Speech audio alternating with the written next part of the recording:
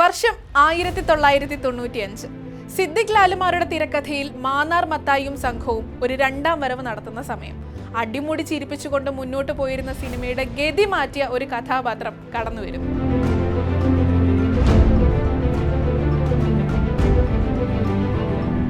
സൗമ്യനും ശാന്തനും ക്രൂരനും ബുദ്ധിരാക്ഷസനുമായ ആ കഥാപാത്രത്തെ അവതരിപ്പിച്ച നടനും മലയാളികൾക്കിടയിൽ ചർച്ചയായി.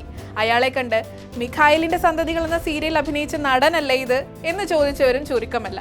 കാരണം അപ്പോഴേക്കും ഒരു പിടി സീരിയലുകളിലൂടെ മിനി സ്ക്രീനിലെ നിറസാന്നിധ്യമായി അയാൾ മാറിയിരുന്നു.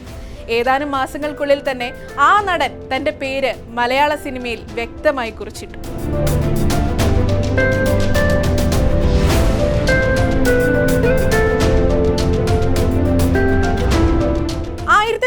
1994 പുത്രൻ എന്ന സിനിമയിലൂടെയാണ് ബിജു മേനോൻ മലയാള സിനിമയിലേക്ക് അരങ്ങേറ്റം കുറിക്കുന്നത്. തുടക്കകാലത്തെ ആദ്യത്തെ കൺമണി, മഹാത്മാ, അഴകിയ രാവണൻ, ദില്ലിവാല രാജകുമാരൻ, ഈ പുഴയും കടന്ന് തുടങ്ങിയ സിനിമകളിലെ അദ്ദേഹത്തിന്റെ പ്രകടനങ്ങൾ ഏറെ ശ്രദ്ധേയമായിരുന്നു.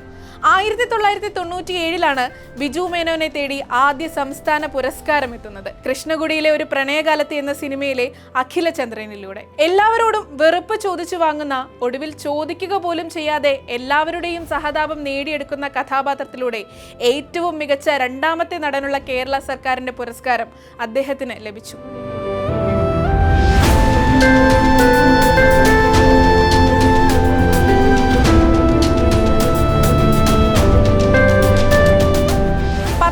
ഫിറോസ് മുഹമ്മദിനെ പോലെ അതീവ ഗൗരവമേറിയ കഥാപാത്രങ്ങൾ, പ്രണയവർണ്ണങ്ങളിലെ വിക്ടറിനെ പോലെ നഷ്ടപ്രണയത്തിന്റെ പ്രതീകമായ കഥാപാത്രങ്ങൾ, അങ്ങനെ വൈവിധ്യങ്ങളിലൂടെ ബിജു മേനോൻ വീണ്ടും സഞ്ചരിച്ചു. 2000ന്റെ തുടക്കത്തിൽ മഴ, മധുര നൊമ്പരക്കാറ്റ്, മേഘമൽഹാർ തുടങ്ങിയ സിനിമകളിലൂടെ അദ്ദേഹം വിസ്മയിപ്പിച്ചുവെങ്കിലും നായകനായി എത്തിയ മറ്റു പല സിനിമകളിലും പരാജയം ഏറ്റുവാങ്ങിയിരുന്നു. സഹനടനായും വില്ലനായും സൈഡ് റോളുകളിലാണ് പിന്നീട് കുറെ കാലം ബിജു മേനോനെ നമ്മൾ കണ്ടത്. 2010 ബെന്നി പി നായരമ്പലത്തിന്റെ രചനയിൽ ഷാഫി സംവിധാനം ചെയ്ത മേരിക്കൊണ്ടൊരു കുഞ്ഞാട് എന്ന സിനിമയിലൂടെ ബിജു മേനോന്റെ അഭിനയ ജീവിതത്തിൽ വലിയൊരു ബ്രേക്ക് സംഭവിക്കുകയായിരുന്നു. ശരീരഭാരം കൂട്ടി, മുടി പറ്റവെട്ടി അദ്ദേഹം ജോസേട്ടനായപ്പോൾ അന്ന് വരെ കണ്ട ബിജു മേനോൻ ആയിരുന്നില്ല അത്.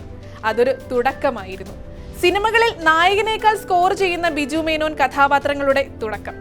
2010 ശേഷം seniors, ordinary, Romans, Mallu Singh തുടങ്ങിയ സിനിമകളിലൂടെ ബിജു മേനോന്റെ കോമഡി ടൈമിങ്ങുകൾക്ക് പലയാവർത്തി മലയാളി കൈയടിച്ചു. ഈ സമയം തന്നെ ചാക്കോച്ചൻ ബിജു മേനോൻ കോംബോ മലയാളത്തിന്റെ ഹിറ്റ് കോംബോയായും മാറി. 2014 വെള്ളിമുങ്ങിയിലെ മാമച്ചനായി അദ്ദേഹം എത്തിയപ്പോൾ അത് മലയാളികൾക്ക് ഒരു ചിരി വീരുന്നായിരുന്നു. സച്ചി എന്ന അതുല്യ കലാകാരന്റെ ഒട്ടുമിക്ക സിനിമകളിലും ബിജു മേനോന് ഒരു വേഷമുണ്ടായിരുന്നു.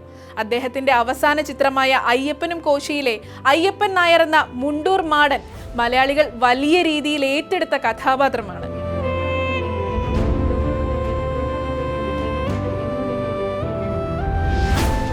ഈ ചിത്രത്തിലൂടെ ബിജു മേനോന് തന്റെ ആദ്യ ദേശീയ പുരസ്കാരവും ലഭിച്ചു. ചിരിപ്പിക്കുന്ന കഥാപാത്രങ്ങളാവട്ടെ, സൗമ്യനായ നായകനാവട്ടെ, ക്രൂരനായ വില്ലനാവട്ടെ, ഏത് കഥാപാത്രമായാലും അനായാസമായി അതിലേക്ക് പകർന്നാടാനുള്ള മികവാണ് ബിജു മേനോനെ മലയാളിക്ക് ഏറെ പ്രിയപ്പെട്ടവനാക്കിയത്. അതോടൊപ്പം കൂടെ അഭിനയിക്കുന്നവർക്കൊപ്പം അസാധ്യമായ ഒരു കെമിസ്ട്രി ഉണ്ടാക്കാൻ കഴിയുന്ന നടൻ കൂടിയാണ് അദ്ദേഹം.